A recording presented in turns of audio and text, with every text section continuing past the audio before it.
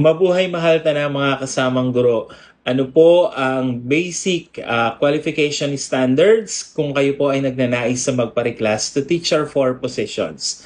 Kinakailangan po ng education ay bachelor's degree in education or bachelor's degree in relevant subject or specialization with at least 18 units in professional education.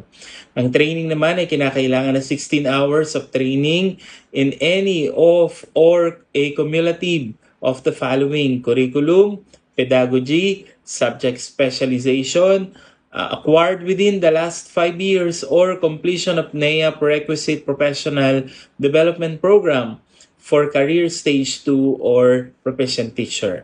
Experience, kailangan po ay 3 years teaching experience. Ang eligibility naman, kailangan po ay let passer.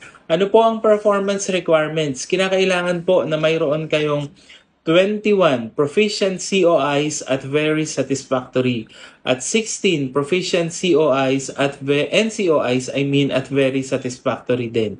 Kung kayo po ay may satisfactory rating sa alinman sa NCOI or COI, hindi po pwede. Disqualified po yon or ground for disqualification po ng inyong application for Teacher 4. Kaya, suriin po ang inyong IPCRF,